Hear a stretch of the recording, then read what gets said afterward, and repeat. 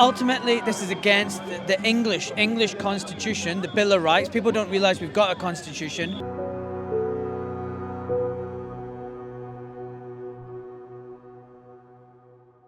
But the Bill of Rights, the Magna Carta, the Act of 1702, all of these enshrine protections for the public. No king, no ruler can impose on us draconian, unlawful laws.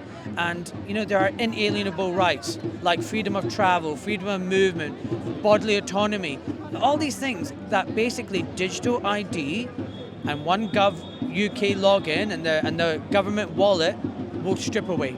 Right? And there'll be no recourse, there'll be no court or magistrate or politician we can go to try and get our freedoms back. It'll be computer said no, the algorithm said no.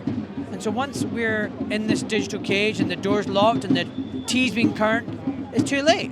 So we need to fight, and actually back to our constitution, protest is one of the inalienable rights. Yes. We have the right to protest. We have the right to tell our so-called rulers, this is not on, we're not having it.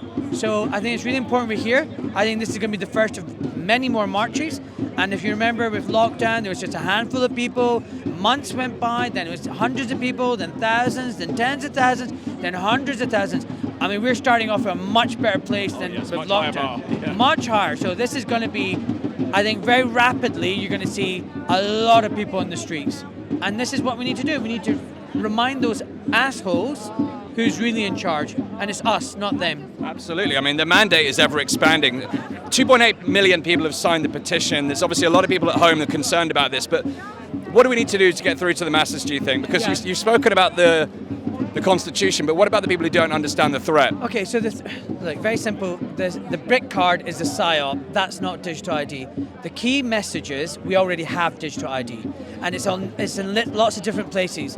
DVLA, credit cards, private, public, whatever, passport. These are all digital IDs. But what the government and its corporate backers want is all that digital ID to be funneled into one place.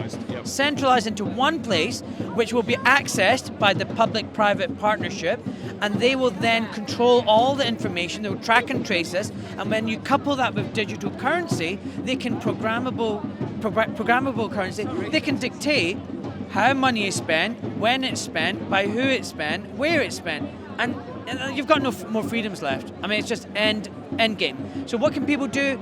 People need to resist. People need to say, no, I'm not going to comply. I'm not going to sign up to this director verification thing. I'm not going to sign up to any verification system. I'm just going to say no. And you know what? You just don't comply, and enough people just say no, the thing will fall apart. And if anybody thinks, oh no, that's not going to work, guess what? It's happened already twice before.